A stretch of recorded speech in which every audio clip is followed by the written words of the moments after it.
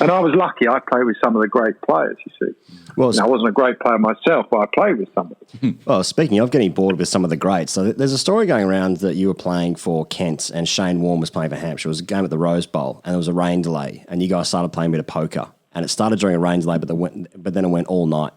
I mean, like, first of all, how much was Warne throwing down some cash? I know you're not a gambling man, Casey, but, talk us through the poker at the Rose Bowl during a rain delay.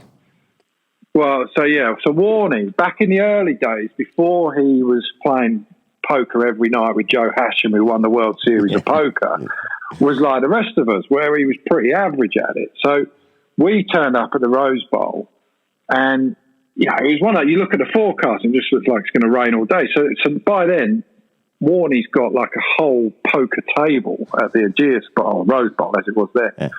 And every time it rained, we would rush in and we'd continue this massive game of poker. And it wasn't for huge cash because we were county cricketers. Warnie was, a rock star, wasn't he, really? So we couldn't match him in that. But he just loved that competitive stuff.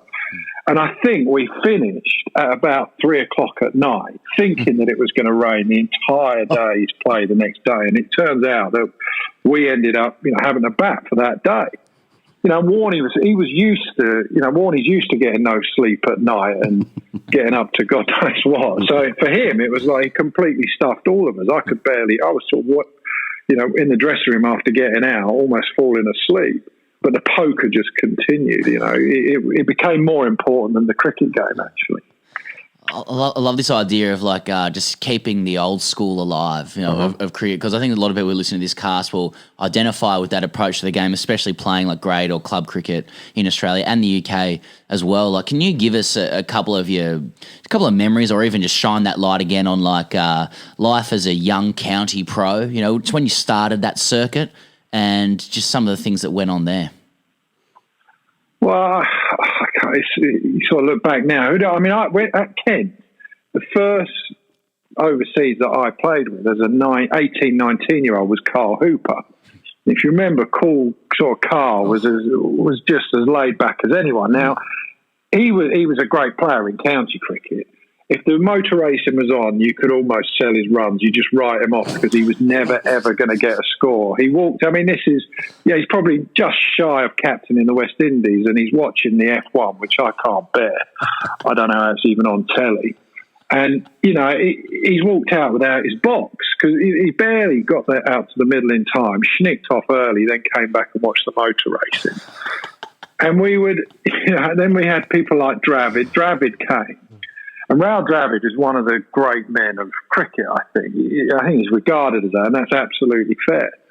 And Raul Dravid, I used to think, I learned how to play spin just from picking the brains of Raul Dravid. I watched him and Warne in a game, going at it in county cricket.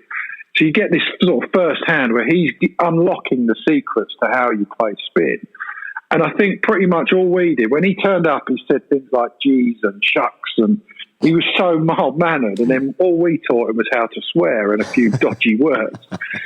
But, and then it goes on Murley. When he turned up, Murley was he turned up with stuff signed from the World Cup that they won for anyone who had a benefit. And, I ended up going on holiday with him to Sri Lanka, and he was just such a nice bloke, but he was such a child, so you played cards in the dressing room with him.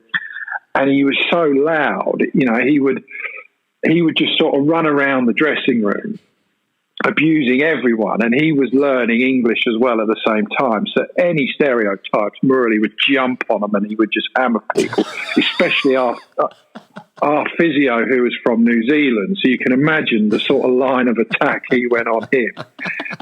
So they were just, you get to see these people for what they're really like, and most of them, nearly all of them, were just such, the better the cricketer, the better the person, as Warne and Murley are. Warne and Murley, in my opinion, are two of the greatest people I've met. Mm-hmm.